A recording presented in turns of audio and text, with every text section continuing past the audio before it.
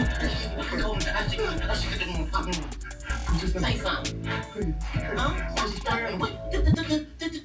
Oh, it's rare as the moment I watch my opponents. Let's get the note. Compton, I beat the dollar. This is F.A.C.E Productions, Focus Authority, again creating excellence. And so I have a friend with me, someone that's willing to have a conversation with me about, I guess, these streets and times on these streets.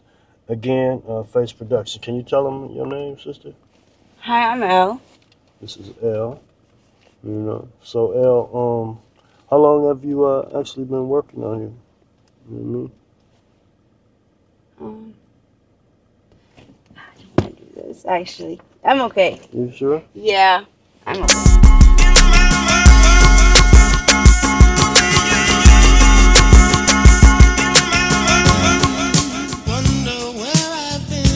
Yeah, I was introduced to drugs Right. when I was 14. 14. Like Yeah. major drugs, or we talking like Cocaine. weed? Okay, cocaine. Yeah, cocaine, Molly, Right. LSD, Okay. shrooms. It started off as party, Right. You wear neon clothes and glow sticks and and have fun. Right. Yeah, it all starts out really innocent. Yeah. And then after a while you find yourself like in some type of situation where you turn to, I guess, the drug for some sort of Relief. Relief, I guess. You know what I mean? So today, would you consider yourself to be addicted to any one specific drug? And Yeah. if so, what would that be? I'm addicted to heroin and crack cocaine. Okay. So if the help was offered to help you wean yourself away from that, is that something you would embrace? Is it something that you would, say, yeah, I'll be willing to go forth and trying to find help in that situation? Or If I knew all the details, I would go forth with that. The only thing I get scared about is doing all that work, ending up in the same situation. Right. Because I just had 9 months sober, like 3 months ago. Okay. I had 9 months sober. Okay. No, yeah, 3 months ago. I had 9 months sober, and I relapsed. And now I'm in the same situation I was 4 years ago. Okay. Well, I wouldn't say you're in the same situation. Kind of. You're in an understanding of, what was familiar. Right. But, what you're doing is each step is a process. You know what I mean? And each process gets you further and further along and away from weaning the addiction. So Right. the 9 months that you did, how long did you stay sober? 9 months. Oh, Yeah, I stayed sober for 9 months. Okay. So I did detox, and then I did PHP, and then IOP, and then I did sober living. And that's because I could afford, but that was the last time, Right. that I could afford it. Okay. So then when I did done, and then I was like, and then I went out. So on sober living, you give out passes, Right. and I was on pass, and then I was driving through, and I was like under a lot of stress, Right. and just I don't know what someone said something to me at the gas station about a sample. And I don't know why I said yeah. I didn't even have nothing with me. Like, I was sober. I've been sober, and so I was just sitting in my car on the drive back, and so it was just, and I ended up using, and then from there, then I was like, oh, I'm just gonna use one more time, and then I'm gonna be done, and I'm gonna put it away, and then it just never stops. I get it. Well, we got faith in you, though. I just believe that, like I said, we're the biggest managers of our own self. So, I think no one can manage you better than yourself.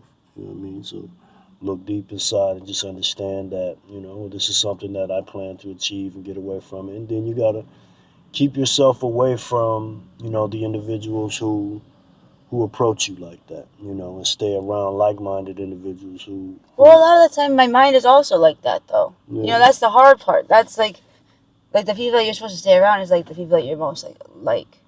Right. It's like you think like that too. Like, so it's like hard when you're telling yourself this isn't the life that you want to live and this isn't the person that you want to be. But on the other hand, you're also telling yourself like, fuck, if I could just get high, then everything will be okay. Right. But you know that isn't the truth, though. You know, that's Yeah, just... but I'd rather have it be an illusion than not have feel it at all.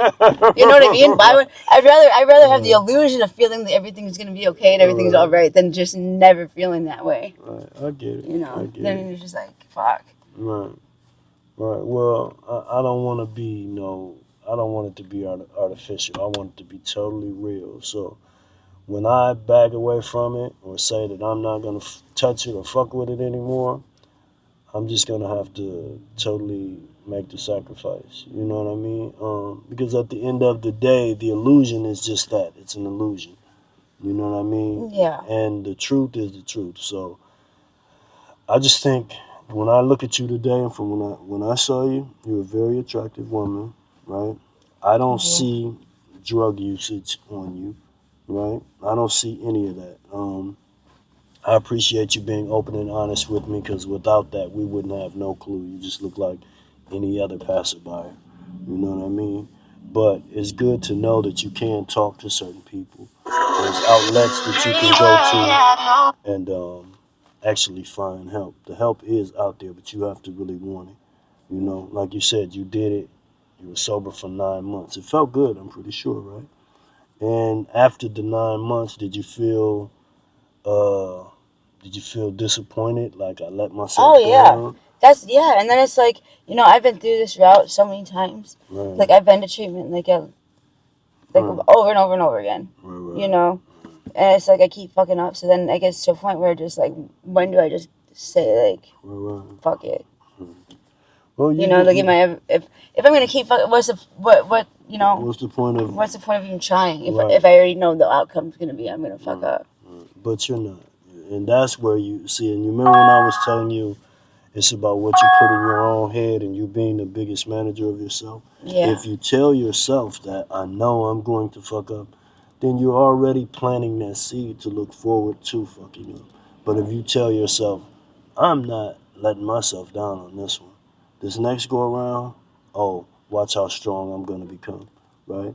And then you have to, I wish I had a magic word or a magic stick to make shit just go the way we want it to, but I don't. So the best thing I can really offer is advice. And for me and my own struggles was to just move away from the people, the idea, the area, and eventually the thought became lesser of me wanting to smoke weed or abuse myself. You know what I'm saying? And eventually it dissipated. It left. And now I don't have that thought that pulls at me as strongly as it used to. And I think we all have to get to that point, right? And you said 9 months. Okay, that was good. The next one's gonna be a year, right? And you're only 24. So you're young in the idea of bettering yourself, right? Um 26, 27, 28, you got so much life in front of you, right? That just look at all the miraculous and wonderful things that you're going to do, right? Don't live in that space that you sort of put over you, that dark cloud. Don't live in that shit. You know what I mean? Right. Today is just a day, and then it's over and it's done with. Okay, well, I appreciate you being open and honest with us. I'm gonna get this camera out your face. I know you did me a favor by letting me have some content here, and if you don't mind saying, yeah, Face Productions, Focused Authority, Creating Excellence. Yeah, F.A.C.E Productions, Focused Authority, and Creating Excellence. There you go. Thank you. Thank you. I appreciate you, sister. Okay, so Focus Authority, Creating Excellence again. I'm here with Elle. We just had a few questions, man. I just thought she was approachable, so I decided to approach her. And she said, yeah, we can have a conversation. So tell the people your name is Elle, right? Yeah. Okay, so we're actually on Wisconsin right now. But she seems like a pretty nice young lady, man. She says that she's actually only been on hard times for how long? Say a couple months or so. Yeah, probably like 5 months. About 5 months, I guess. So where are you from? I'm born and raised in Milwaukee. Okay. So Have you ran into any bad or really fucked up situations since you've been out here hustling? Yeah, all the Mm. time. Like, can you give us an example of maybe one bad situation? I was um on I was in Milwaukee on the east side, down by Brady Street.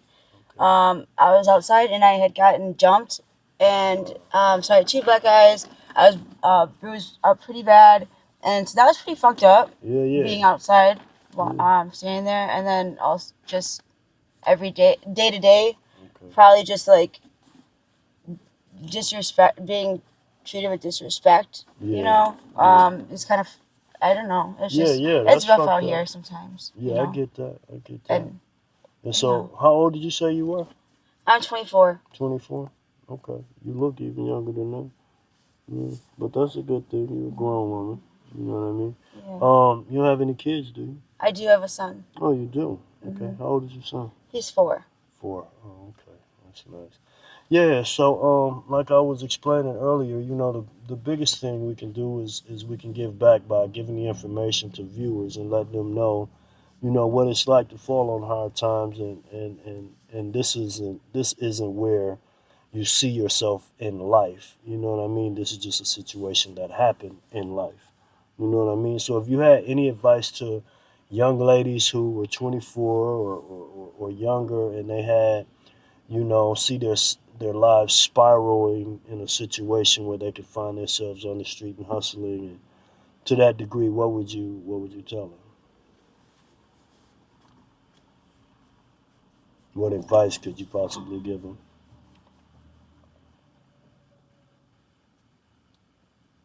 Hmm. Just I don't know. just don't do You it, know? huh? Yeah, I mean, just be cautious about who you're around and what information you give out to people. You Right, know, right, just keep to yourself and try to elevate yourself right, and not other.